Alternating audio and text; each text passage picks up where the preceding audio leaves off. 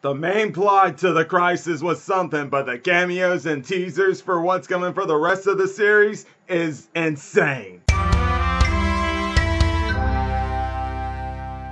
What's up, YouTubers of the world? MegaGeekMixer here to give you guys my second half of the review for the finale of Crisis on Infinite Earths. Now, if you guys have seen my first review, it mainly discusses my thoughts on the main plot of the storyline. But this second part is going to talk about all the cameos and teasers that were hinted to us going forward for all the series that were involved in this crisis. And there were a lot to go on there. But before I go into that, I would like to let you, my subscribers, know this channel wouldn't be what it is today without you. And as y'all know, YouTube has made some changes to where not many videos will be recommended. It's happening a lot with a lot of people if they're not like kid friendly or educational wise or something like that. Which is why I'm looking at you, my subscribers, to share my videos. You guys are what make this channel possible, and it's with you guys and your help this channel will continue to grow so we can let people out there in the YouTube world know of MegaGeekMixer and what I do for you guys, my subscribers.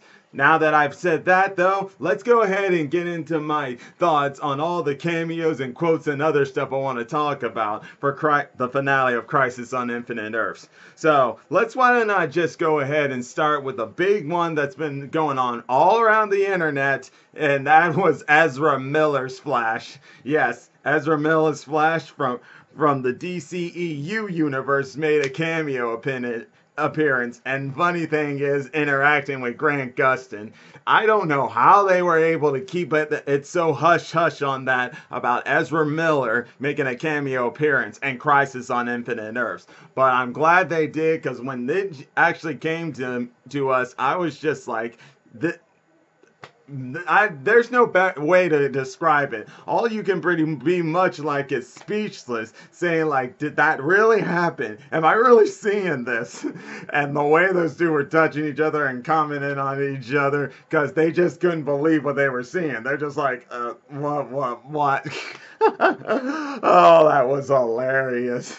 And this all happened while they were in the Speed Force, as it was Oliver, aka Spectre, who took all the Purgatory of Heroes into the Speed Force. At least some of them, while a couple of others went somewhere else. And I'm going to get to that here in a minute.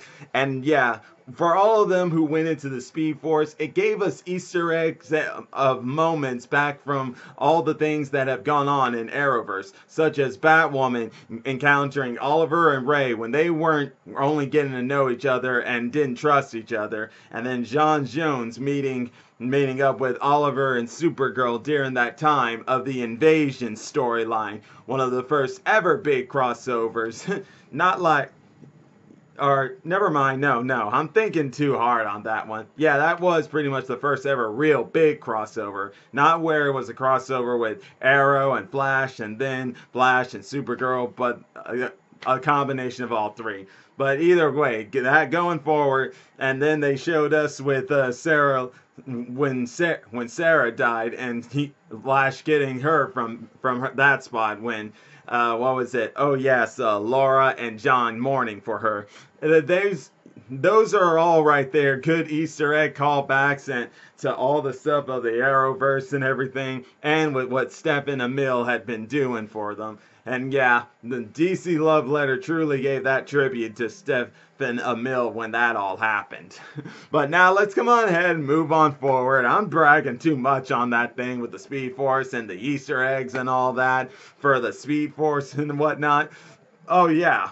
Nah, just forget that part. But going forward, as you all remember, Monitor did say that he had a wife, and we actually got to see his wife this time. We got to see a little bit about him and his wife, and it turns out they were scientists, wanting to learn all about the dawn of time, and they accidentally ended up waking up into the anti-universe. And the Anti-Monitor becoming who he is. Now, it's funny how it all played out in that. It's there that three of the Purgatories went there and went back in time to try to stop the Monitor from from meeting the Anti-Monitor and releasing him. That being Supergirl, Ryan Troy, and Lex Luthor. And let me just say that Lex Luthor and Supergirl, their chemistry as people who just ate each other's guts really just fits in with each other. And here's, like I said this in my last review, how can Supergirl's archenemy not be Lex Luthor or something similar? Now, that's not me saying I want Lena Luthor to be just like Lex Luthor and hating on Kara or anything like that. Now, I'm not saying that Lena Luthor doesn't have a right to be mad at Supergirl for not telling her the truth about her real identity, which is what actually Lex Luthor mentioned in part 4 of the Crisis. How he said when they were fighting and Kara was trying to say how all the bad things he did, and she mentioned Lena. Luthor pretty much counters saying he just told her the truth, something you never had the courage to do. And he's not wrong on that one right there. He's not wrong about that. You had many chances, Supergirl, to tell her the truth. But what did you decide to do? You just decided to be chicken. Bark, bark, bark, bark, bark. I mean, I know it's sometimes hard to tell people who you really are, but you and Lena were growing so close together, it might have been somewhere around at that time you should have done that. But your mistake, you gotta live with it. And one's going to wonder what that's going to do going forward, because when Oliver reset the universe, first off, Lex Luthor is alive and well now, but now he and the Luthor family own the DEO, and what's even more so, the public looks at him as that really good guy who doesn't have any bad sides to him, like he's a hero, he's a good man, and stuff like that. And it already hinted to us with the teaser for a promo of the next episode of Supergirl showing that he's going to try to recruit Lena with him to destroy Supergirl. And Superman, oh boy, that ain't going to be good. But moving on, straight over, you guys at least know one thing about Supergirl and the comics of Crisis. Y'all know that she ended up dying in there. Well, I'm sure you all knew that she wouldn't die in this Crisis because she's one of the main characters and one of her shows is part of this crossover. So you knew that wasn't going to happen. But at least, if anything, they made sure to give us an Easter egg call back to that. For when they were fighting the Anti-Monitor in the final battle, it was showing Supergirl charging in like she was about to make a big sacrifice just to save her cousin like she did in the comics. And I'm glad they at least gave us that Easter egg call back to that. And speaking of which, when this whole universe came together and Flash and Supergirl were still in a loss, did we get a cameo from the man who made it all possible when he created the Crisis in the comics universe? And that being Marv Wolfman. Yes, guys, when I saw him, I was like, yes, yes, yes. Because it was only natural. Yes, guys, it was only natural that we needed him at least to have a cameo appearance. I mean, if Stanley's making a cameo appearance, sure, he makes a cameo appearance in almost all his MCU movies before he passed away. But when it comes to major events, you definitely know people like the ones who made all this possible have to make a cameo appearance. And I'm glad Marv Wolfman took the time out of his schedule to do that. Too bad they couldn't seem to get George Perez to come and do it too, because he was the artist involved with it while Marv Wolfman was the writer for it. But hey, at least you got one of the two, so no complaints there.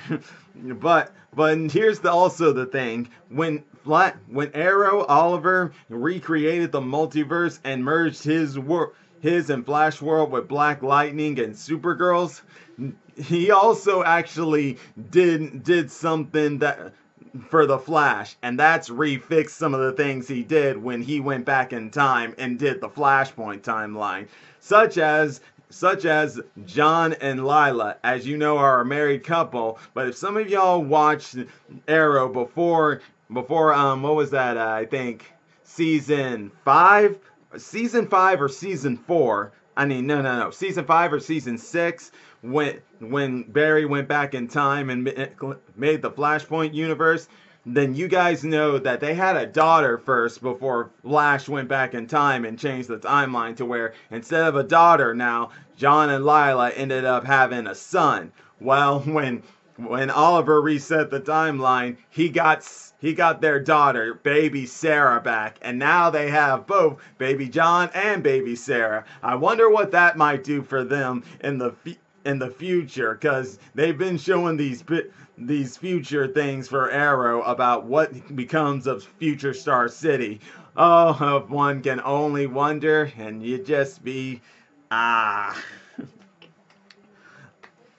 Let's go into another character who I want to talk about, and that's John. Nothing too much he did in the finale, except re-giving everybody their memories back when Oliver reset the world and everything after they defeated the Anti-Monitor, or thought so then, is that he gave them all their memories back, but then he ended up doing something I just get really sick and tired of. He played the blame game by pointing the finger at Pariah. Now, don't get me wrong, guys. I know I'm not saying it's not Pariah's fault. I mean, yes, it is. But here's the thing. I think we can all agree that no matter what, this crisis was an eventuality. It doesn't matter who was the one who opened it up, because let's also face it, if we're going with who was the one who really started this all, it was the Monitor back when he was a scientist and all. But either way, I didn't like how John did that, because really, what is playing the blame game gonna do? I mean, yes, sure, he opened it, he released Anti-Monitor, but this crisis was an eventuality, and let's face it, when it's done, it's done. Let's not try to throw our anger around. Let's try to find a way to just accept that that we did what we could. We were able to finally win. Yes, it didn't come without its sacrifices, but let's not point fingers at people. Let's just honor the people who fought to make sure we had another future here. Yeah, that's why I wasn't a fan of Jean when he gave everyone their memory back and then just started pointing all that fingers at Nash and stuff. But speaking of Nash, aka Pariah, at least while he acknowledged it and stuff, he was also being like, alright guys, I get it, I messed up, you don't need to be pointing these fingers at me. If you haven't noticed, I'm trying to fix it. Which he did. And I'm glad he did it, because if I were him, I would have done the same thing. I'm like, look, I already know what happened. No need to point the fingers. Let's just focus on the crisis here and let me try to fix my mistake. But hey, what can you do? People are like that. They'll play the blame game and stuff no matter what. Stuff like this happens. But what else is there? Oh yeah, how about we talk about some of the other things, such as the ending that gave us lots of cameos to where each Earth is what is what. And for one, Earth 2, it now belongs to the series coming out soon on the DC Universe, Stargirl. Now, I don't know much about Stargirl, but I can't wait to see it, and the JSA. Hey. And then they also revealed to us of the other DC Universe shows and what Earths they belong to. Swamp Thing, Earth 19. What was that? Well, they showed a Green Lantern here.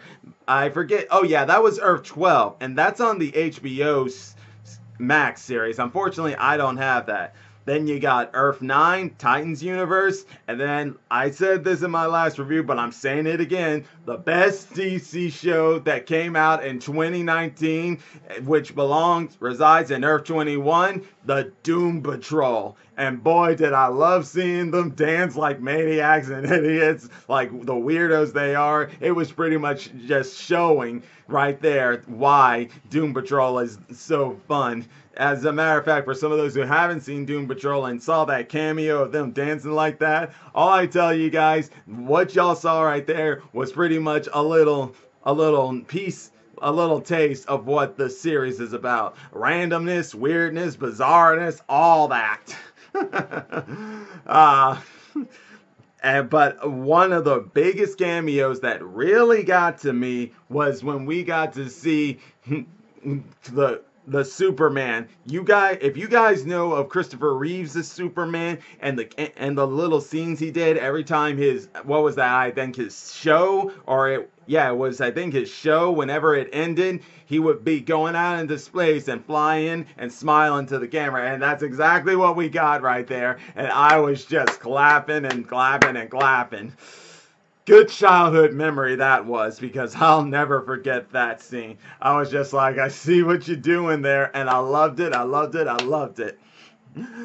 Uh, uh, guys, I think that's pretty much all, because I don't want to buzz my brain out thinking about everything other else here. I mean, there's still more out there, but I think those should be saved for like when I make a review on what I'm thinking's going forward for the second half of some of these series. Now, I don't really watch them all. I pretty much only watch Arrow and Black Lightning, a little bit of Flash sometimes. So I think I'll do a video for Black Lightning, what I'm thinking's going forward for him, because I did see the promo too. So yeah, I'm going to go ahead, leave this video at that here, and then hey, if you guys are enjoying my videos, all you gotta do is click that like button, subscribe to the channel, hit the bell icon to be notified when I make more videos, and until then, MegaGeekMixer signing out.